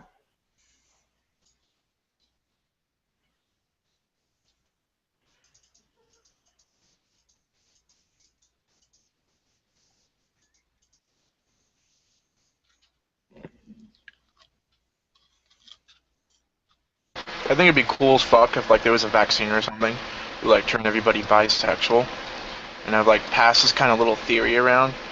And my whole thing on it would be like, because I'd tell me and my sister have this like weird conversations. And I'm like, dude, if I was bisexual, that means there'd be like double the amount of people that I could enjoy life with or end up with. And not to say that I believe in like soulmates or anything, but like, what if the one person that is most well matched for me, it's like out there, happened to be a guy, and I'm shit out of luck because I can't get behind the facial hair and dicks thing. Like, if everyone was bisexual, that'd be awesome. There would be like double the amount of people. And she's like, well, if there was a vaccine or something like a shot where everyone's bi, and I was like, fuck, dude, that'd be amazing. Everybody should take it. Like, I don't see the harm in that. So, if there's anything behind the gay gene or whatever, and that was a thing, then I think that everybody should probably go for it if they so desire. I don't know if I could, because it sounds cool, but I still have my own hang-ups about it. But, cool theory. well, in principle, with the vaccine like that, your hang-ups would go away. Exactly right. Exactly right.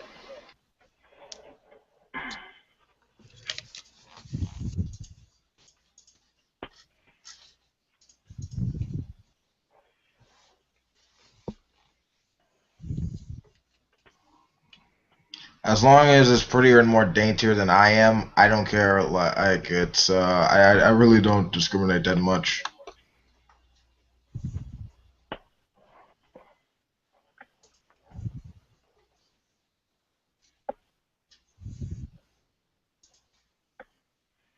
Well, there are plenty of guys on the more feminine of the spectrum there.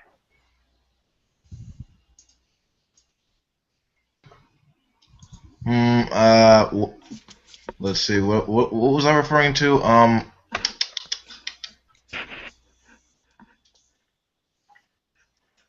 That as long as they're prettier and more daintier than you are. Yeah, I also have this thing about big tits and huge asses. So Yeah, I mean, hmm? that doesn't come with the territory most of the time. Yeah.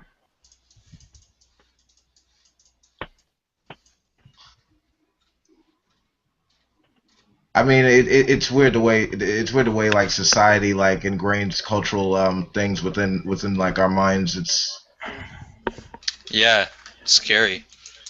How aware are you of, I guess, how much of a beauty contest things are on the female side of things? I mean, like landing jobs and career advancement and so on. Yeah, it seems like huge. I mean, to me, hugely a big component.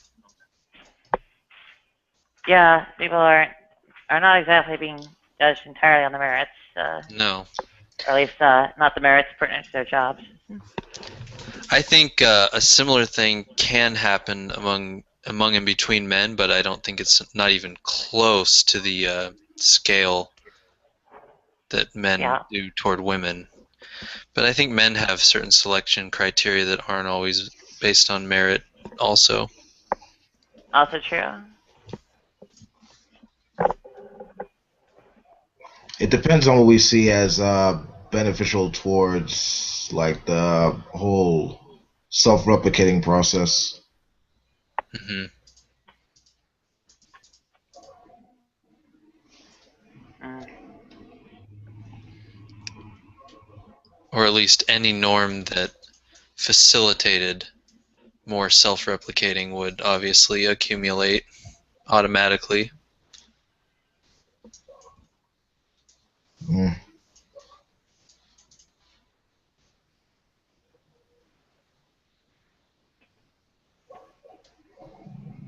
Well, clearly I missed a while there, because obviously I'm sterile.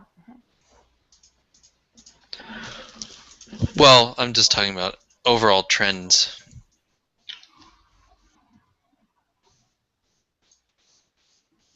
Of course, I think human psychology can sometimes obviously reverse that trend. Maybe temporarily, maybe permanently, who knows?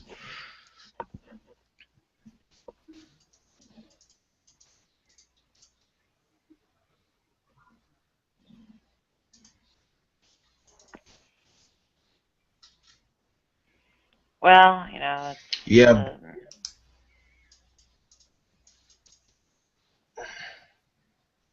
What were you gonna say, Wolf? fuck, I forgot.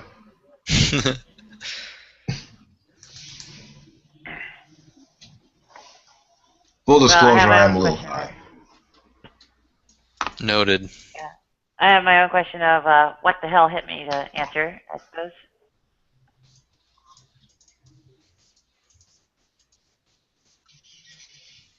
Are you doing makeup? No, I'm trying to get rid of one particular facial hair. Oh.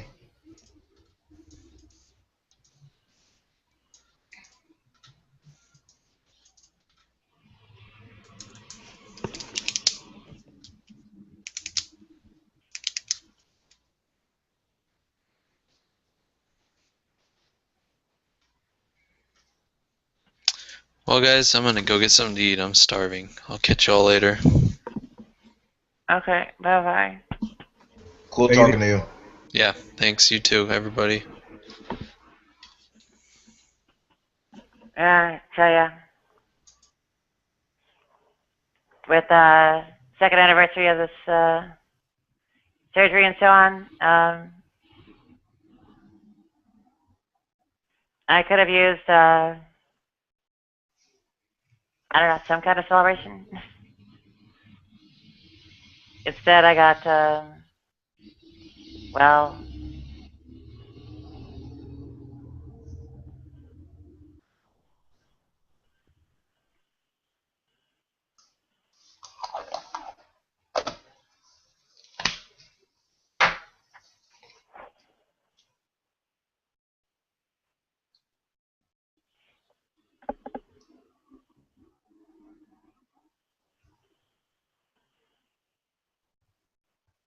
Is it weird that I would?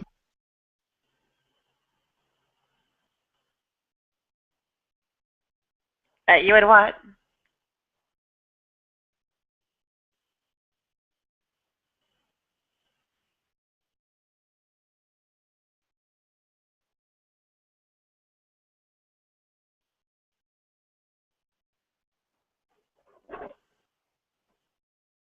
I think he lost his connection.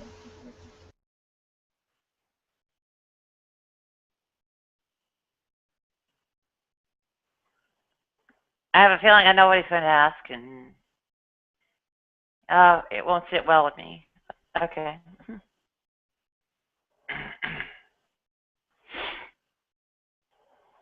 What's the prediction?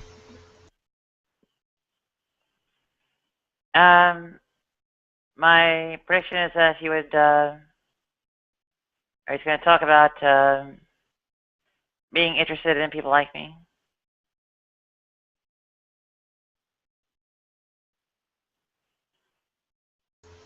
Do you get that a lot?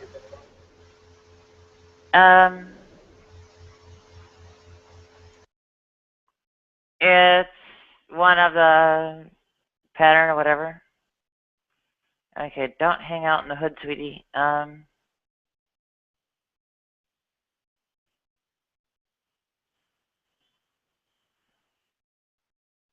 I've not been well enough off to since 2008. Well,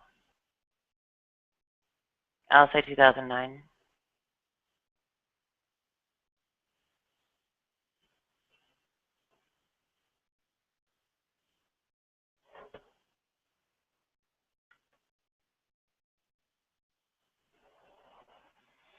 Yeah, I probably should have made more noise about begging people for pizza or something, but earlier in the day when they might see, but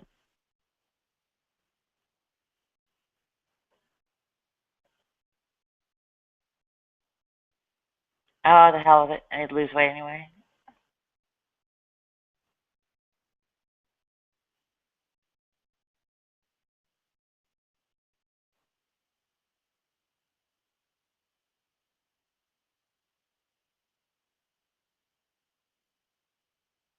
And the fuck with it. I'd rather like starve to death than deal with some kind of Christian charity.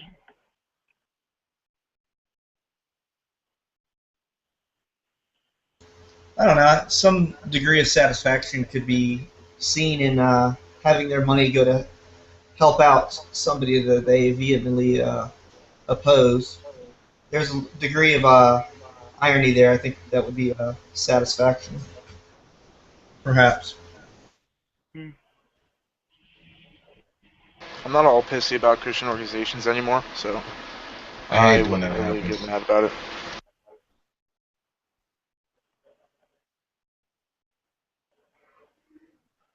Well, why don't I try putting it to you this way? What do you think happens when someone like yourself gets put in a group shower in a men's shelter full of ex-convicts here? I don't know. Well, you know, group shower, you know, everybody buck naked. Okay.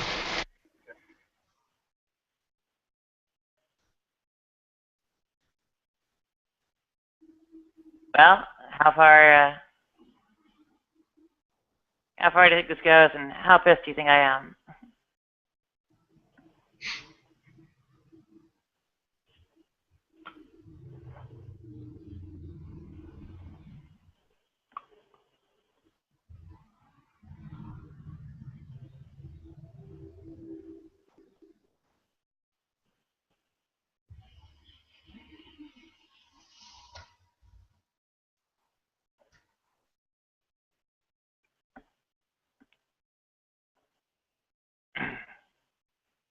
Yeah, I'll take starving you bets first.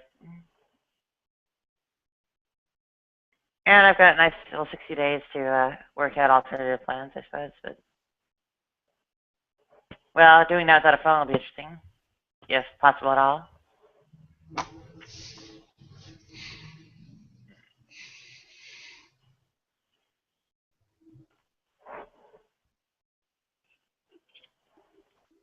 Wolf, you got cut off at some point where you had something unique to say, or? Yeah, I forgot it again. That's crazy.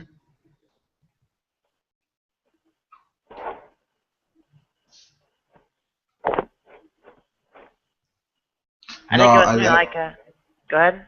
No, I got now. Yeah, America's next top model. Yeah, like I think all those girls are hot. So.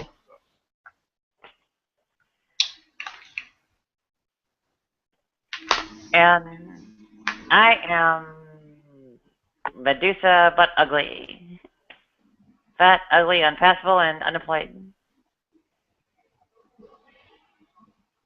No, you actually have some positive traits.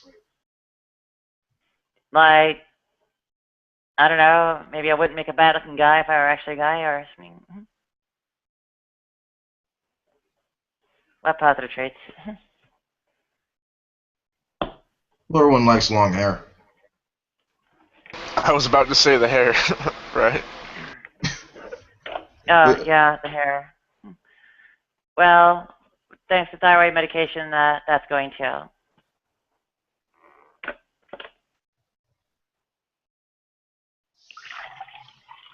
And of course, without thyroid medication, I like start dying and stuff.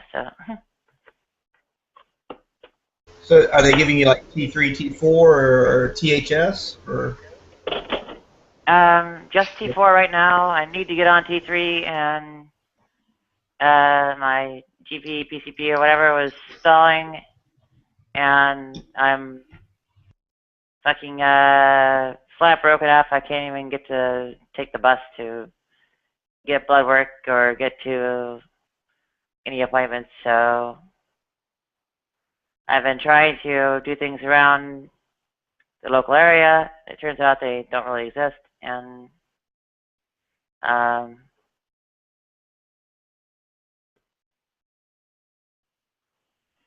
yeah, a combination of T3 and finasteride would probably be the way to go. Nothing's actually happening.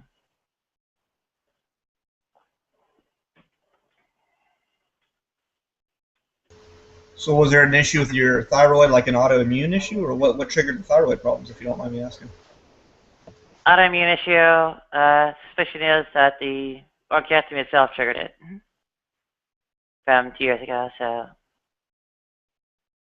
I could probably use some heavy drinking too, but I'm not getting that either. So the surgery triggered it? That's the theory, yeah. Wow. It's shock to the HPTA axis. Hypothalamic, pituitary, thyroid, adrenal. Not familiar with that. Interesting. A friend of mine, she has a autoimmune where her body's attacking her thyroid, and it's moved into where it's attacking her brain as well. She's chemicals and drugs and. I've got Hashimoto's, but it's not. I don't know that it's attacking my brain. I don't remember all the. She mentioned about a dozen different things, and I don't remember offhand which ones they were, but it was like, wow. Yeah, the hypothalamus, pituitary are involved in all this too. TRH, TSH, and so on. On top of T3, T4, TBG, and the thyroid antibodies and so on. I think cortisol somewhere floating in there. Estrogen has some kind of weird effect on TBG. Hashimoto's does some kind of garbage with T3, T4 conversion.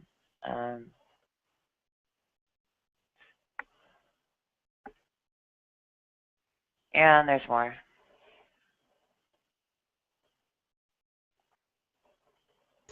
Yeah, when I was young, I used to study all that stuff. I was into like personal training and fitness, and I wanted to be go into amateur bodybuilding and stuff. And, yeah, so I was into all the different androgens and growth hormones and IGF-1s and different things along that lines.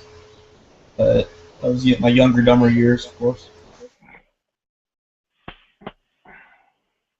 Yeah, I would be avoiding androgens. Yeah. In fact, most people, instead of getting the orchestromy like I did, use anti-androgen drugs. They're suppressing androgens. How effective is But that?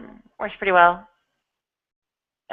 People, stop growing facial and body hair. They, drop muscle mass and so on those. I have actually gained muscle mass on my weird regimen or whatever. I don't have a good explanation why. It hasn't gone along with body hair and facial hair, I guess. Got reduced somewhat. They were already pretty low, and so on. It's funny. What I mentioned my best friend earlier on the T blockers. He's 18. Now that he's on T blockers, coincidentally, he's getting facial hair.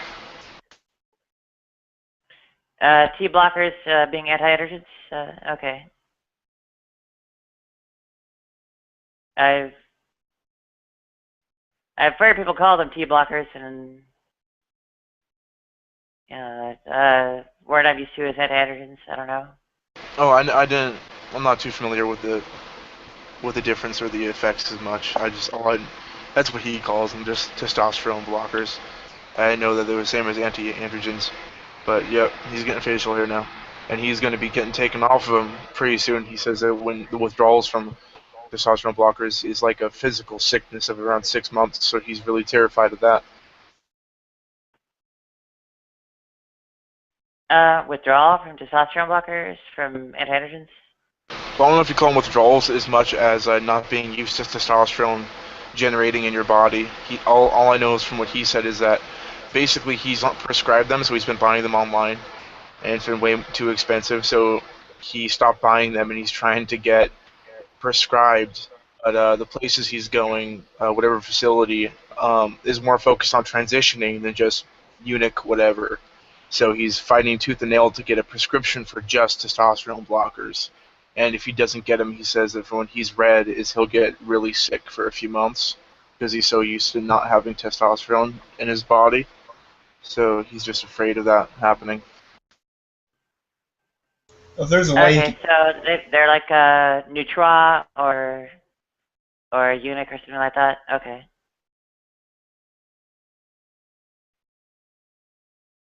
Yeah, he just wants to get. He doesn't want to transition. He just wants to halt testosterone because it's causing a great deal of discomfort psychologically for him.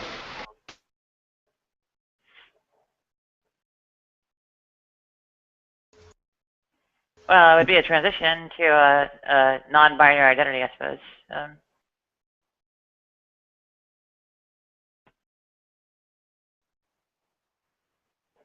Or maybe he doesn't see it that way. I don't know. Yeah, I don't think he's all too familiar with the whole thing and the terminology. He's been trying to get involved with eunuch-based forums and trying to talk to people who are trans and stuff because he's like me. He's just very ignorant of the terminology and the pills and all the fancy stuff. He's just not knowledgeable when it comes to it. So he's probably is no wiser than me. He's just figuring it all out.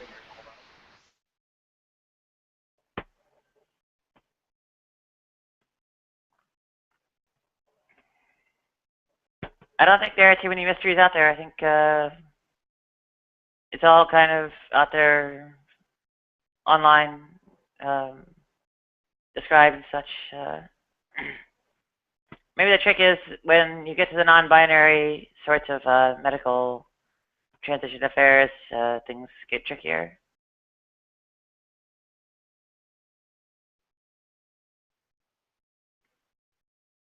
Yeah, he was talking to one doctor who apparently, I don't know if he's going to be out of state or something's going on, where this one doctor was going to try to hook him up and told him not to speak with this other doctor lady because she's, I guess, in Mason's words, she's very old-fashioned or old whatever when it comes to the whole thing. And the doctor said not to talk to her, but for him to wait, and he feels like he can't wait, but if he talks to her, he feels like he's going to get rejected again because she is solely looking for just assisting people in transitioning. He's in Florida right now. His plan is to come over here to Washington. I've called a place here in Washington, and they're super about people who just want testosterone blockers. Like, that's not a problem, but apparently where he is over in Florida, he's having issues with people uh, playing on the same ground as him and kind of giving him what he needs. He got referred to some kind of psychiatrist when he went to one of them, thinking it was some kind of issue that he had because he was so young and they didn't feel comfortable, which didn't make sense to me because he's a legal adult. He can do what he so pleases, but yeah, he's been having issues with it. But it's about $160 with shipping to get his pills, and he can't afford it, especially since he's trying to save up to move over here.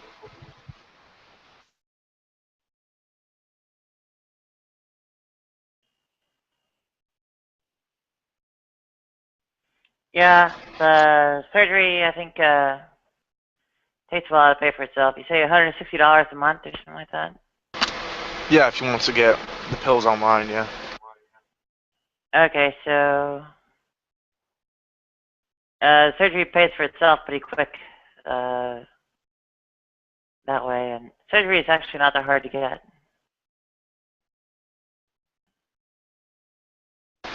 Well, apart from money, of course. Right. Yeah, he said he's not opposed to it, just kind of a last resort. He's not opposed to it, but he feels like it would be way more complicated than it most likely is. It's not very complicated. It's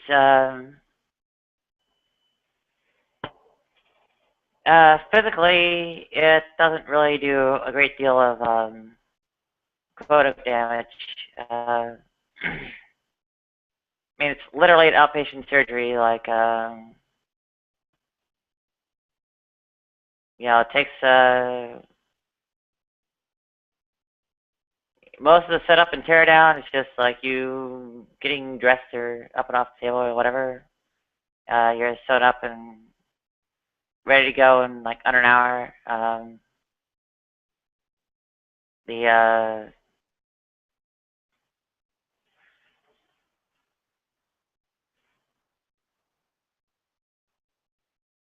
don't remember exactly what time I got into their office, but I was out to the drugstore to get painkillers, whatever, by 10 a.m. And I'm pretty sure it was a 9 to 5 operation, as in the office hours, 9 to 5. I was probably in the door at 9, at the drugstore by 10.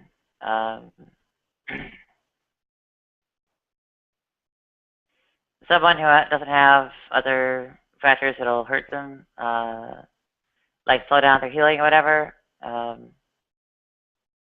heals up in like a week or two. I didn't heal up that fast, but I'm a special case.